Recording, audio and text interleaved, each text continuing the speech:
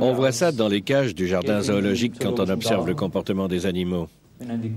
J'ai sûrement parcouru des kilomètres dans ces conditions pendant les 9 ou 10 mois de ma détention.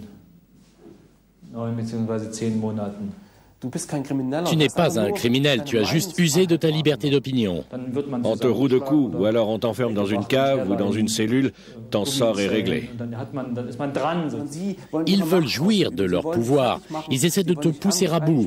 Ils t'enferment aussi longtemps qu'ils le veulent. Ensuite, soit ils te laissent moisir, soit ils t'envoient à l'ouest. Cela m'a fait très mal. J'ai eu le sentiment qu'on m'avait retiré la vie. Ma vie ne m'appartenait plus, elle leur appartenait.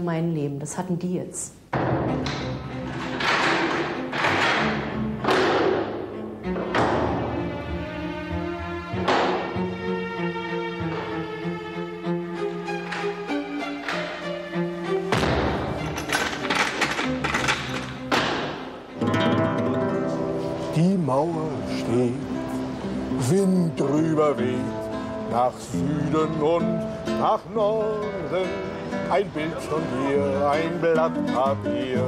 Ist der Wind, ist der Wind, ist Wind geworden.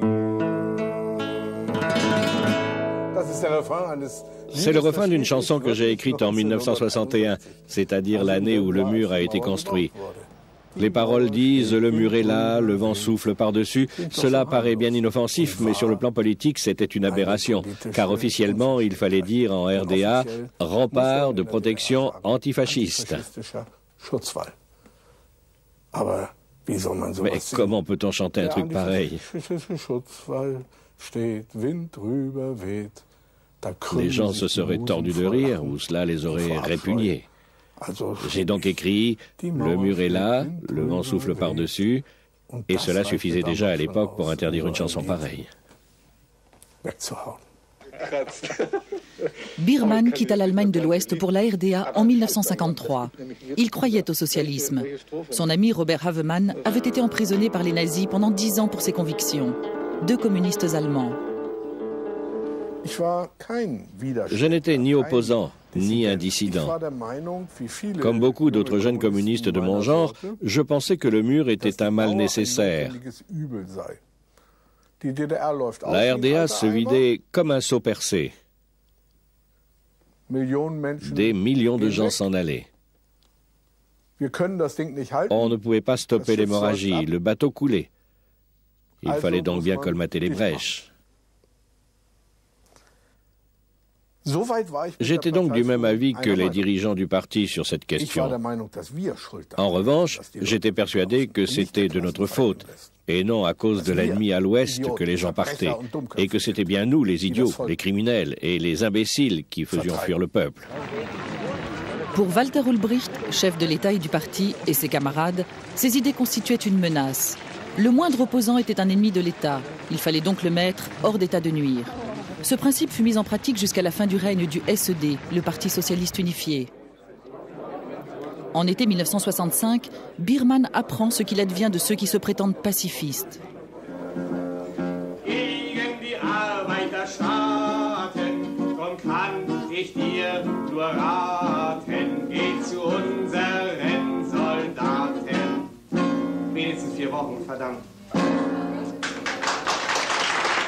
Il n'a plus le droit de se produire.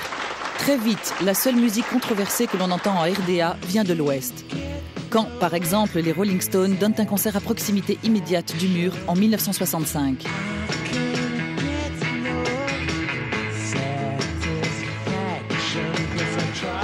Voici, à ce sujet, l'opinion très personnelle du critique musical Walter Ulbricht. Ist denn wirklich so, dass wir jeden Dreck, der vom Westen kommt, nur kopieren müssen? Ich denke, Genossen, mit der Monotonie des Je und wie das alles heißt, ja, sollte man doch Schluss machen.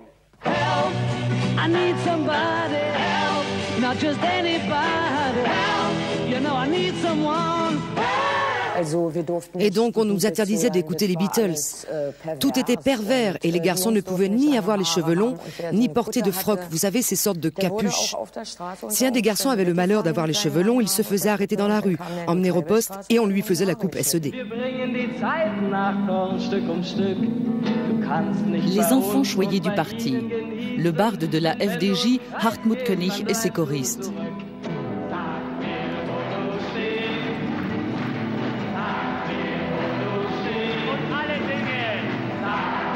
Tout le monde devait chanter « Dis-moi de quel côté tu es », sous-entendu du côté du SED.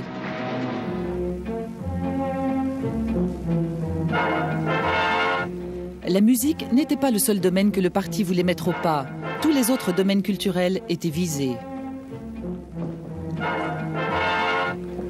Le suicide du responsable de la planification économique, Erich Appel, servira en quelque sorte de coup d'envoi pour la mise en œuvre des réformes.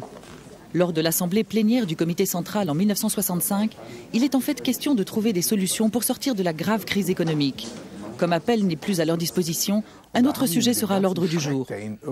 Comme ils n'arrivaient pas à trouver de solution aux problèmes économiques, ils se sont rabattus sur les artistes. Alors on a essayé de trouver des boucs émissaires que l'on pouvait arrêter et museler. Dès que l'on portait une critique sur un nom, c'en était fait de la personne. Elle disparaissait. J'étais comme un cadavre à deux pattes, seulement je marchais encore. Et cela n'est pas arrivé qu'à moi, mais aussi à mon ami Robert Haffman et même Stefan Haim. On nous avait désignés tous les trois. On les a accusés d'avoir voulu répandre le scepticisme et le pessimisme dans la société. On leur a donc reproché d'apporter une mauvaise influence sur la jeunesse et de servir de mauvais exemples. La Stasi a donc les mains libres. Le ministre de la Stasi, Erich Mielke, prend en charge les affaires culturelles, ce qui ne laisse aucun doute sur ses intentions. Wenn hier Heim und alle solche Literaten und Künstler die Macht hätten, dann hätten wir die DDR schnell aufgefressen. Wenn wir nur einen Tag diesen Menschen die Macht in die Hände geben, dann wäre die Macht verloren. Die Genies. Statt uns herrliche Drehbücher zu schreiben. Wunderbare Romane. Also bitte sehr, Heim. Bitte sehr, alle die Künstler, die Filme drehen. Dreht solche Filme, schreibt solche Bücher, die drüben im Westen abgenommen werden und die sogar den Nobelpreis bekommen. Sind wir dagegen? Genossen, wir sehen die Sache viel kühner, als sie überhaupt zu denken vermögen. Un hiver froid commence pour ceux qui ne respectent pas la ligne politique. Mais 3 ans plus tard, une lueur d'espoir voit le jour. Le 5 janvier 1968, le réformateur Alexander Dubček prend le pouvoir à Prague. Il réclame un socialisme à visage humain, un socialisme dans un monde libre, un socialisme qui adopte les principes démocratiques.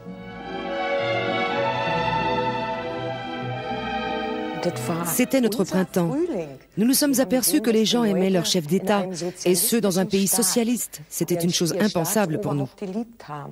Alors nous nous sommes dit que quelque chose d'extraordinaire se passait là-bas. Les gens étaient libres, la presse était libre, les gens lisaient ce qu'ils voulaient. Pour nous, c'était très important, car nous espérions que le changement allait aussi arriver chez nous. Es ist morgens kurz vor 4 Uhr. Unbekannte Truppen marschieren durch Reichenberg. Le printemps de Prague. Le rêve est de courte durée. En août 1968, les troupes du pacte de Varsovie envahissent la Tchécoslovaquie et mettent fin au socialisme à visage humain.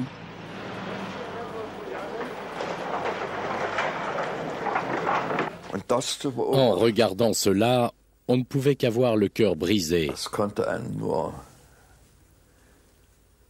On ne pouvait qu'être très triste. Cela a ruiné pour longtemps tout espoir de voir s'établir une autre forme de socialisme en Europe.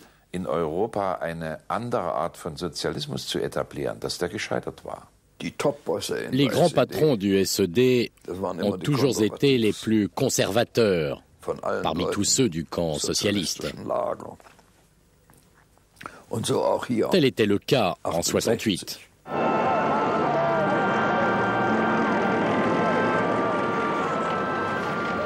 La RDA n'envoie pas de division blindée à Prague, mais des officiers de l'armée nationale du peuple participent à l'intervention.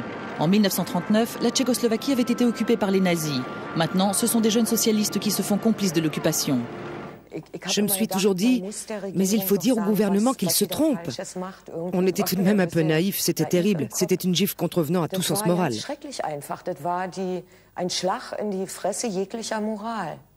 Meine Angst war, Cela faisait 3 ans que j'étais interdit. Ma crainte était que les dirigeants de la RDA ne profitent de cette occasion favorable, dans l'ivresse de la barbarie, et finissent par se dire « Bon, maintenant on va s'occuper de ces parasites comme Hoffmann et Biermann, qui sont atteints de la maladie tchèque de Dubček. On va s'amuser un peu avec eux. » Ils n'allèrent pas si loin. Désormais, les critiques envers le parti et l'État ne s'exprimaient plus que dans des lieux secrets, en particulier dans les églises, comme ici dans la commune de Braunsdorf, en Thuringe. Dans toute la RDA, cette église locale devient un point de rencontre réputé parmi les jeunes contestataires issus de toutes les couches sociales. Ce que vous voyez ici, en partant du 2e étage, collé au mur, ce sont des copies des livres d'hôtes et des visiteurs inscrits. On devait tenir un registre. L'État voulait tout contrôler. Ce qui est frappant, quand on regarde bien, c'est cette multitude de noms, de métiers. C'est de voir à quel point ils sortaient de milieux différents. C'est une multitude de professions qui est représentée ici. Tant que les critiques et les protestations des diverses couches de la population étaient confinées à ces murs, la Stasi n'intervenait pas. Dans un espace clos, elle avait la situation bien en main. C'est un réservoir d'archives où l'on trouve des hommes, des destins différents, des gens qui pouvaient tous dire, bien que cela puisse paraître un peu prétentieux, ici, nous avons su prendre le droit chemin. À la fin des années 60 est né ce courant de culture underground, où l'on a cherché des modes de vie alternatifs que l'on pouvait choisir librement. C'était presque naturel de commencer à se révolter contre les conditions dictées par l'État. On se révoltait par exemple contre les jeunesses communistes, qui pour les jeunes gens n'étaient qu'une structure pilotée par l'État. En plein air, seules les fêtes du parti sont autorisées. Et comme la Stasi rechigne à divulguer des mauvaises nouvelles à la classe dirigeante, on imagine facilement que le chef du parti et de l'État, coupé de la réalité, n'avait pas la moindre idée de l'ambiance qui régnait parmi le peuple.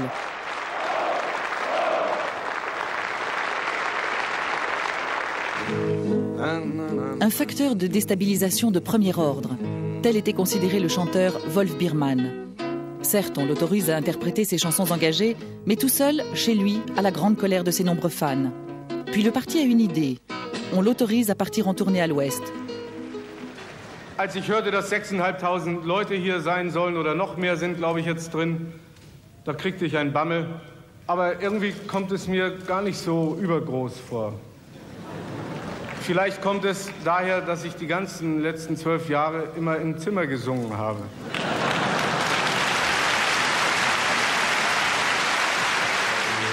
Kein Kommunist wird länger bedroht. Mit Maulkorb oder Berufsverb. Biermann chante sur les rapports entre l'Est et l'Ouest. Pendant sa tournée, il apprend qu'il n'a plus le droit de rentrer en RDA. Il est déchu de sa nationalité. Dans sa jeunesse, convaincu que la RDA était le meilleur État allemand, Biermann avait émigré de Hambourg à Berlin-Est. Je n'imaginais pas que cela se passait comme ça. Je n'arrivais pas à croire qu'ils étaient aussi faibles, au point de devoir se méfier, non pas de moi et de mes chansons, mais de leur propre peuple.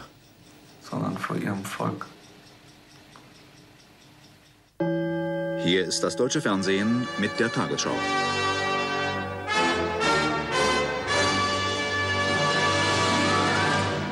Guten Abend, meine Damen und Herren. Die Ausbürgerung des Ostberliner Liedermachers Wolf Biermann ist jetzt auch in der DDR auf entschiedene Kritik gestoßen.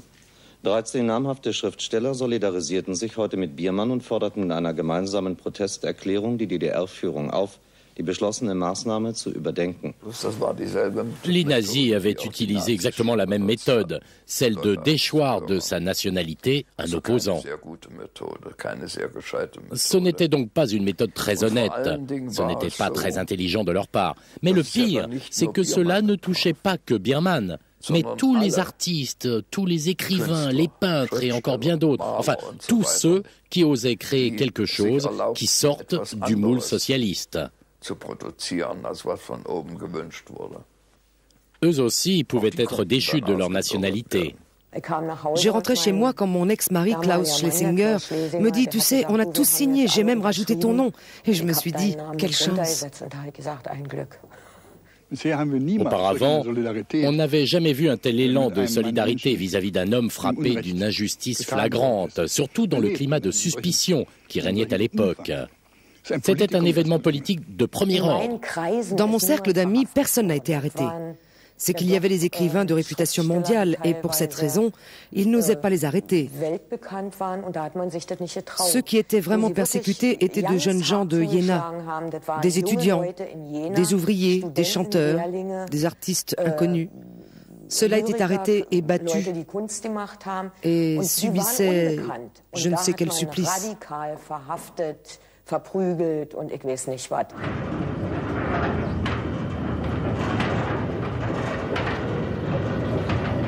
Voici le centre d'interrogatoire de Gera. Plus de 40 jeunes de Jena y furent emprisonnés.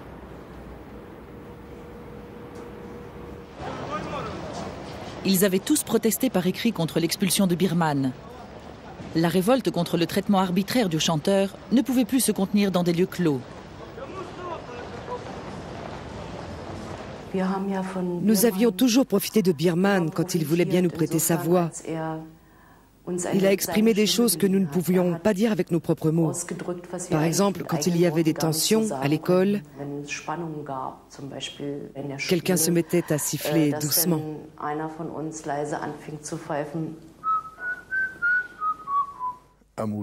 Espoir, ne t'endurcis pas, ne nous laisse pas tomber dans ces temps difficiles, quand les durs d'en haut essaient de te briser.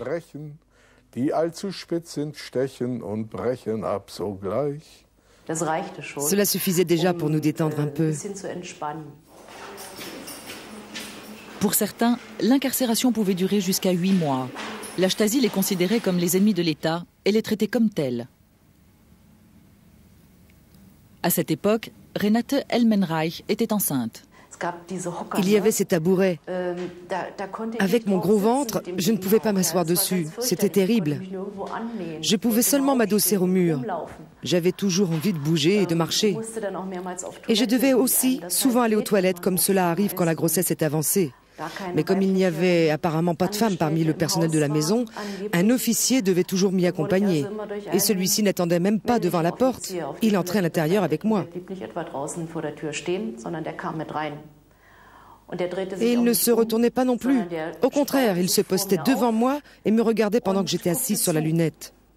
Et pourtant, cela aurait pu être l'ultime possibilité de se retirer pour trouver un peu d'intimité, ne serait-ce que pour pleurer un peu.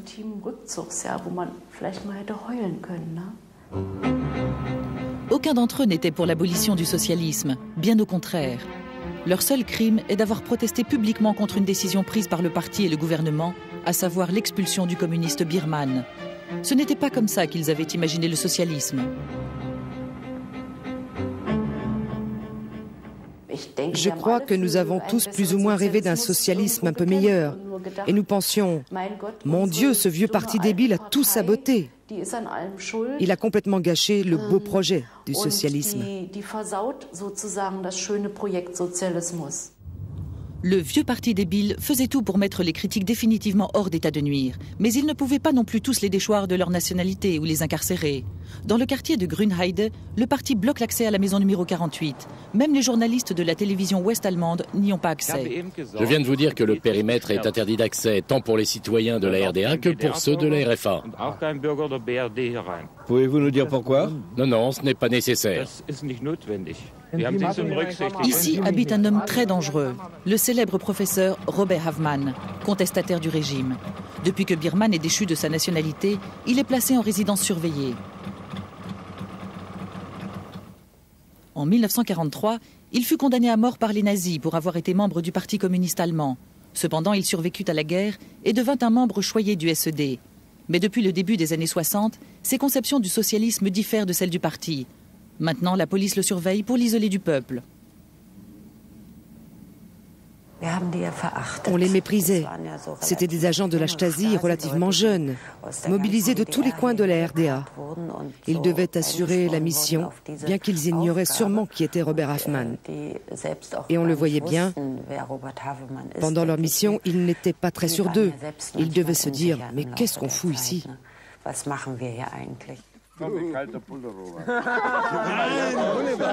ans plus tard, la séquestration prend fin. Par contre, un procès est engagé contre lui pour un prétendu trafic de devises. Il avait écrit des textes publiés en RFA, ce qui déplaisait beaucoup aux dirigeants du SED. Afin d'empêcher les interviews menées devant les caméras ouest-allemandes, la Stasi fait une nouvelle fois preuve d'imagination. Des travaux, juste devant le bâtiment du tribunal, mais le stratagème ne fonctionne pas si bien. Viele herzliche Grüße aus Stassop möchten wir Ihnen ein kleines Souvenir extra in den schwarz-rot-goldenen Farben. Machen Sie weiter so. Die Jugend ist hinter Ihnen. Robert. Dankeschön. Habermann. Ja. Ich hatte Sie freundlich gebeten, den Platz hier frei zu machen. Dabei. Ja, aber Sie werden hier, die Bauarbeiter werden hier behindert. Die Bauarbeiter bitte, dass Sie gehen. Ja. Die Bauarbeiter behindern uns aber hier. Dans la maison d'arrêt de Hohenschönhausen à Berlin-Est, l'activité bat son plein après l'expulsion de Biermann. Toute personne qui proteste en public sans être aussi connue que Havemann doit s'attendre à être arrêtée et à subir des interrogatoires.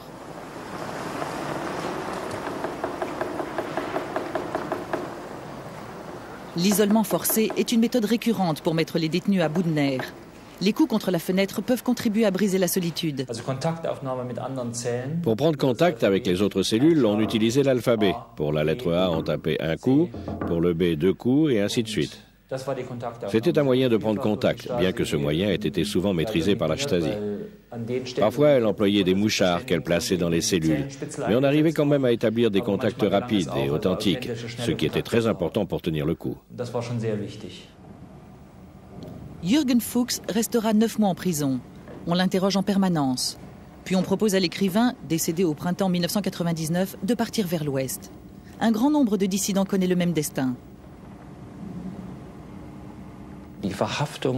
L'arrestation d'un jeune homme comme moi, qui écrivait et qui était un peu connu et voulait publier des textes à l'Ouest, qui plus est, un artiste ami ou disons encouragé par Kunze, Biermann, Havemann, qui correspondait avec Kurnert et Christa Wolf, qui avait des lectures en public, c'était le signal décisif pour nous dire « Ne faites pas un pas de plus, petit trou du cul, c'en est fini pour vous ». Ainsi, d'autres ont été arrêtés, peu importe s'ils avaient déjà publié des écrits, quels amis ils fréquentaient, le couperet était tombé. Il ne reste plus qu'à choisir entre la détention et l'exil. Beaucoup d'entre eux choisissent de partir à l'ouest. Le parti n'a rien contre, à une seule condition, c'est de ne pas faire de bruit, car il ne fallait pas écorner la reconnaissance internationale de la RDA. Les procédures pénales dérangeaient les dirigeants du SED. C'est pourquoi on cherchait toujours d'autres possibilités pour régler les problèmes. En 1982, à Wittenberg, une épée est refondue et transformée en soc de charrue. L'installation de missiles nucléaires en Europe centrale a donné naissance à un mouvement pacifiste, y compris en RDA. Le slogan « Construire la paix sans armement » ne plaît pas du tout aux dirigeants du parti. Le slogan du parti est « Construire la paix sans les armes de l'OTAN ».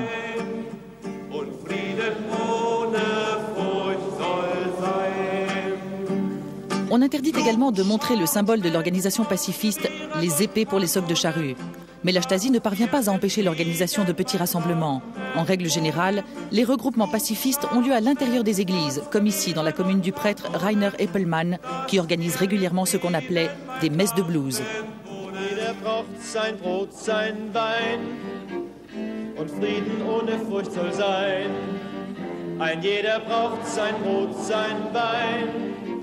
Pazifismus ist friedensgefährdend. Das stand in der Zeitung. Sagten die, die uns Angst machen, weil sie Angst vor uns haben. En collaboration avec Eppelmann, Robert Havemann fonde l'Appel de Berlin, un appel pour le désarmement réciproque des deux superpuissances. Il est publié à l'Ouest. Le prêtre et les athées sont le fer de lance de la contre-révolution, estime le parti. Eppelmann est arrêté. Havmann est gravement malade à ce moment-là. Son ami Biermann est autorisé à rentrer au pays pour lui rendre visite une dernière fois. Wir sind ja keine Pazifisten in dem alten Sinne dieses Wortes. Keine Leute, die sich in ihre Datsche zurückziehen und da ein friedliches Maikäferleben zu führen. Wir wollen ja den Krieg wirklich an der Wurzel packen und verhindern. Seine Ursachen beseitigen. Das ist notwendig, nachdem es diese Atomwaffen gibt. Simon, da weiß ich noch wie heute, hast du ein Lied geschrieben. Soldat, Soldat, in grauer Norm. Soldat, Soldat, in grauer Norm. Soldat, Soldat, in uniforme. Au début des années 80, la Pologne socialiste, pays frère de la RDA, envoie des signaux importants à tous les groupes d'opposition. Lech Walesa et ses partisans fondent un syndicat indépendant. Le chemin vers la démocratie semble possible.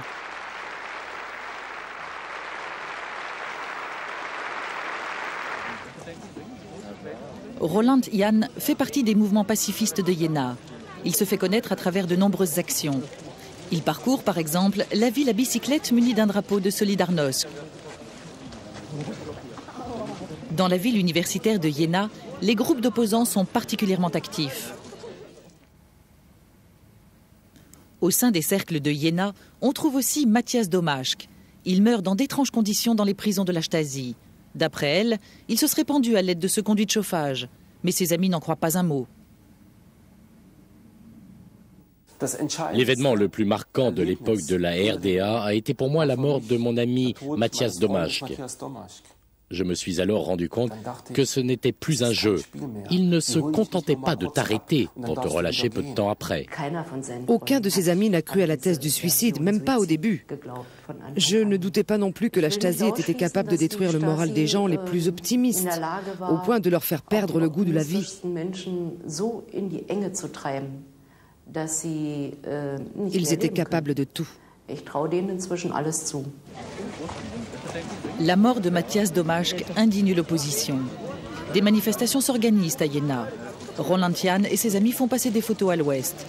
Sur les chaînes ouest-allemandes, ARD et CDF, les citoyens est-allemands peuvent voir ce qui se passe à Jena. L'Ouest montre aussi ces images, ce qui irrite la Stasi.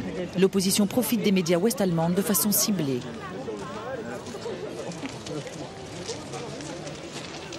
Roland Jahn faisait partie de ceux qui voulaient contribuer à changer la vie sociale en RDA, autrement dit, de la supprimer.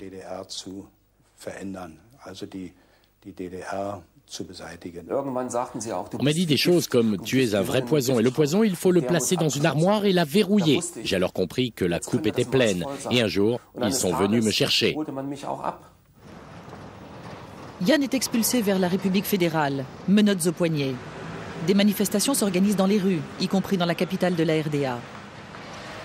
Les forces de sécurité se rendent immédiatement sur les lieux de contestation, comme ici devant l'ambassade des États-Unis en 1983. On procède à des arrestations et on expulse certains récidivistes connus vers l'ouest. Les groupes d'opposants n'ont aucune chance. Le mur est toujours là, solide et infranchissable. S'il ne parvient pas à réconcilier les citoyens avec l'État, il conforte au moins le pouvoir du parti.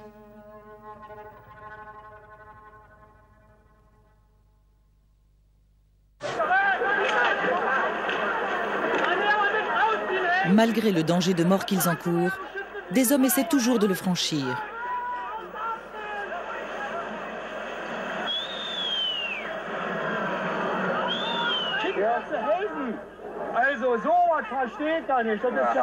Ich wusste ganz noch, wenn ich jetzt aufs Boot zurückgehe, ist aus, denn... Und dann hat der eine meine Hand genommen und hat gesagt, jetzt kannst du sowieso nicht mehr schießen, die Hand ist schon im Westen und hat mich dann rausgezogen. Wir dachten, ihr schießt auf uns. Mais il y a aussi la possibilité de quitter la RDA par des moyens légaux. Il y a par exemple le regroupement familial, mais ce n'est pas non plus sans risque. Kriemhild et Uwe Schulz avaient déposé une demande de visa. Ils voulaient passer à l'ouest pour s'occuper de leur grand-mère malade. Mais au lieu d'aller à l'ouest, ils atterrissent en prison pour cause de complot contre l'État. Mais ils disposent tout de même d'un autre recours, le rachat des prisonniers. Les deux États allemands avaient conclu un accord permettant à la RFA de récupérer des prisonniers politiques en échange d'une rançon. Mais cela à condition que la presse n'en parle pas, la RDA ne voulant pas être soupçonnée de trafic humain.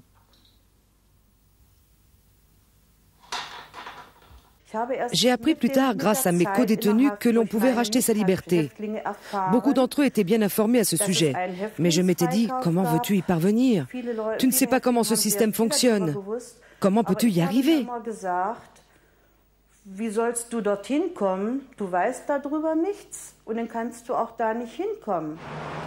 Et pourtant, elle trouve le moyen. En règle générale, il faut passer par le cabinet de l'avocat Wolfgang Vogel, à Berlin-Est. C'est l'intermédiaire qui s'occupe de l'affaire lucrative du rachat des détenus. La RDA, dont les comptes sont toujours à sec, a besoin de devises.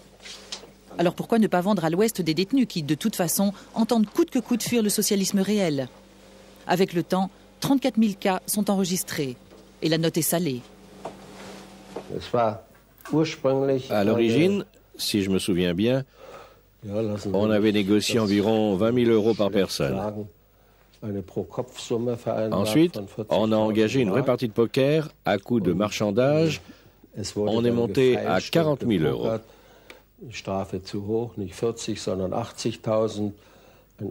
Un académicien coûtait plus cher qu'un ouvrier non qualifié.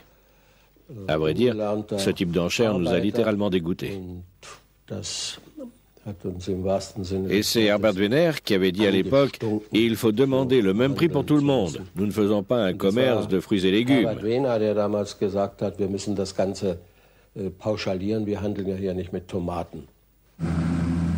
On se met d'accord pour fixer la somme de 45 000 euros par détenu, ce qui revient au total à une rentrée de 1 700 000 000 d'euros pour la RDA. Wolfgang Vogel, le messager à la Mercedes en or, a permis à 250 000 candidats au voyage de passer à l'Ouest par le biais du regroupement familial et sans demande de prime. Plus les détenus étaient rachetés, plus les demandes étaient nombreuses.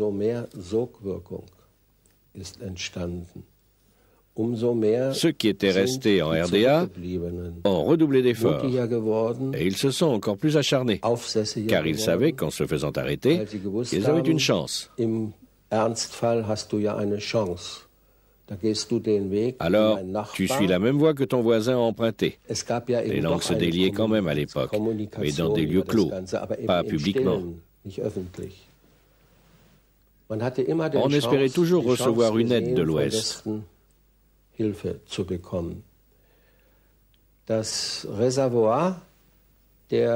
Avec le rachat de détenus et ceux qui quittaient le pays par des voies légales, c'est-à-dire les émigrants normaux, la masse des gens en désaccord avec la politique du régime est-allemand gonflait de plus en plus.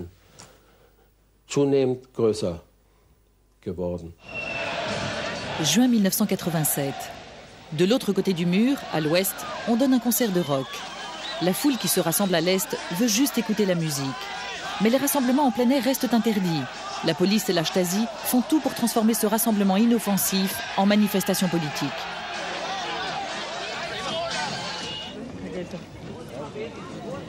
Les rassemblements sont uniquement autorisés quand tout le monde marche au pas, comme à l'occasion de la manifestation annuelle de Rosa Luxembourg, avec les partis et les dirigeants de l'État.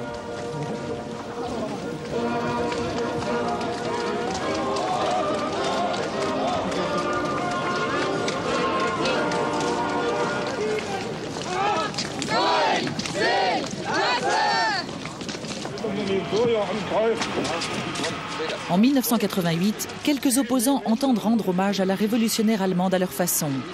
Sur leur bannière est inscrite la célèbre phrase de Rosa Luxembourg « La liberté, c'est toujours celle de ceux qui pensent autrement ». Mais la Stasi veille à ce que les photographes et les caméramens venus de l'Ouest ne voient pas ces bannières. Pour les hauts représentants de l'Église, comme Manfred Stolpe, les temps sont durs. Ils mettent leur lieu de prière à disposition des réfractaires au régime. Mais celui qui va trop loin et ose aller contester dans la rue est incité à partir pour l'Ouest. L'Église a peur pour l'accord fragile qu'elle a passé avec le parti. Ralf Hirsch est l'un de ces dissidents connus. Il entretient de très bons contacts avec la presse occidentale qui l'utilise de façon ciblée pour soutenir les actions de l'opposition. Pour la Stasi, il est très dangereux. D'après le dossier 38IM que l'on avait établi à mon sujet et qui contenait des informations relevées au cours des années 86, 87 et 88, on m'a carrément mis le couteau sous la gorge. Je devais choisir entre 10 ans d'emprisonnement ou l'exil. Et comme je n'avais pas le choix, j'ai donc opté pour l'exil. La bibliothèque environnementale dans la cour du Centre culturel sioniste de Berlin. Vers la fin des années 80, un point de rencontre important des défenseurs des droits civiques. Ils réclament tous un socialisme différent de celui qui a été imposé par le SED. Mais de plus en plus, on rencontre des candidats apolitiques au départ, des citoyens ordinaires qui veulent non pas changer l'État, mais tout bonnement le quitter. Ils se rendaient compte que plus ils montraient leur opposition au régime, plus leur chance serait grande d'être expulsés vers l'Ouest. Le 25 novembre 1987, la Stasi décide de faire ce qui lui semble le plus approprié. Elle infiltre tout le réseau afin de le faire imploser. En l'espace de 10 secondes, ils ont fait irruption dans tous les locaux et crié « Les mains en l'air, alignez-vous contre le mur ». C'était des ordres assez brutaux. Déjà, à la fin des années 80, l'intrusion dans un presbytère était considérée comme une mesure assez exceptionnelle. C'était en quelque sorte un retour aux années 50. 5 membres connus de la bibliothèque environnementale sont arrêtés et emmenés pour interrogatoire. Le matériel compromettant que la brigade pensait saisir demeure introuvable. Des critiques internes à la Stasi commencent ainsi à s'élever. Comme je vous l'ai dit, je n'ai pas été témoin, mais il est clair qu'il y a eu des conflits. De tels événements avaient toujours été pris au sérieux et faisaient souvent l'objet de nombreuses critiques. Et les critiques n'étaient pas non plus toujours justifiées. À l'extérieur, l'intrusion dans le presbytère fait l'effet d'un coup de tonnerre. Des jeunes gens se postent devant l'église en guise de protestation pour réclamer la libération des prisonniers. Des photographes occidentaux et des caméramens se rendent sur les lieux. Les citoyens est-allemands sont informés de l'événement par le biais de la télévision ouest-allemande et les protestations s'élèvent. Malgré les efforts de la Stasi, il n'y a plus moyen de camoufler l'action.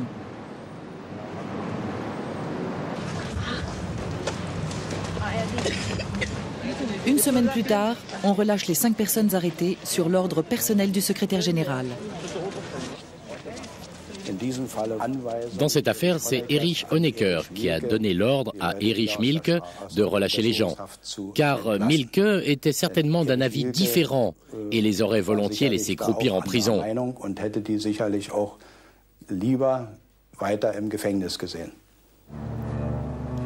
Le mur est toujours en mesure de retenir les tentatives illégales de sortie du territoire, mais pas le développement de la contestation à l'intérieur du pays. En été 1989, la spirale des événements s'accélère. Protestations, interventions policières et arrestations se poursuivent à un rythme infernal. Et les discours des opposants deviennent de plus en plus clairs. Heute die Hoffnung der Menschen im Polizeieinsatz ersticken will, der ist nicht mehr als Sozialist zu verstehen, sondern der ist ein Konterrevolutionär. Er betreibt eine reaktionäre Gewaltpolitik. Les porte-paroles des dissidents sont convaincus du bien fondé du socialisme. C'est pourquoi ils affrontent le SED. La peintre Berbal Bolay est l'une des représentantes les plus influentes de l'opposition. En 1988, elle se réfugie en Angleterre afin d'échapper à une incarcération. Maintenant, elle est revenue. Elle incite les dissidents à s'organiser à l'extérieur de l'Église. Elle fonde le Nouveau Forum avec des nouveaux amis. Mon opinion selon laquelle l'opposition n'est pas le monopole de l'Église est due en grande partie à mon expérience de l'étranger. Soit on prend le courage de sortir de l'Église, soit on laisse tout tomber. Si l'on se cantonnait à des sit-ins dans les églises, derrière des portes closes, avec de temps en temps des défilés pacifistes dans une zone piétonne, cela ne suffirait pas. L'église Saint-Nicolas de Leipzig, début septembre 1989. On récite les prières du lundi pour la paix, la liberté, un monde meilleur et un socialisme différent. À la sortie, veillent les groupes d'arrestation de la Stasi.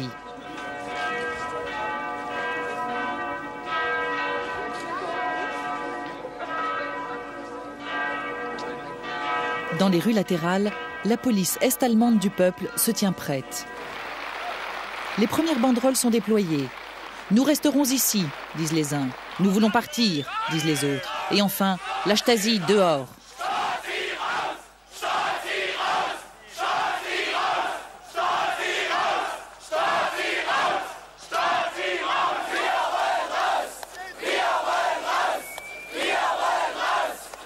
L'automne 1989 s'annonce chaud. Quelques jours plus tard, Berlin-Alexanderplatz. Sous l'œil des caméras omniprésentes, la Stasi et la police écartent les manifestants qui protestent contre la fraude électorale des dernières municipales. Ce qui se passait au sein de l'opposition était en grande partie connu. Il n'y avait plus de secret étant donné que ces milieux étaient largement infiltrés par des collaborateurs non officiels de la Stasi.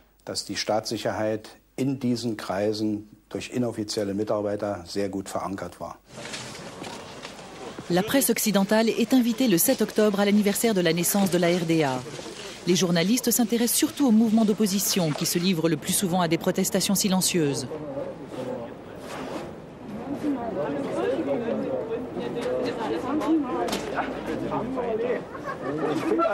Le périmètre des églises est tabou pour la police. Alors, ils se placent déjà à l'extérieur.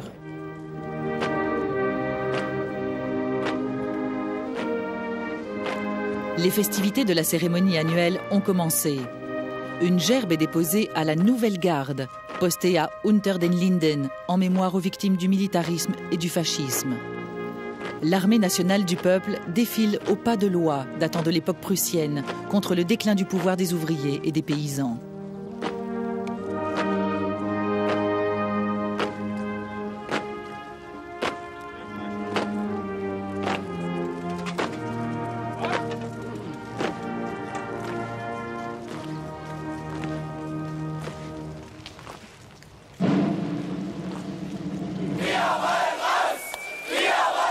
Tandis que les dirigeants de l'État et du parti célèbrent l'anniversaire en compagnie de leurs hôtes, le jour suivant, une manifestation se forme à Alexanderplatz.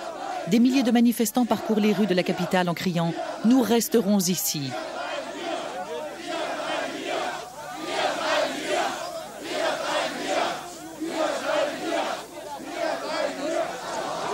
Le désir de rester dans leur pays proclamé haut et fort par la foule ne plaît pas du tout aux forces de l'ordre. Elles décident d'intervenir.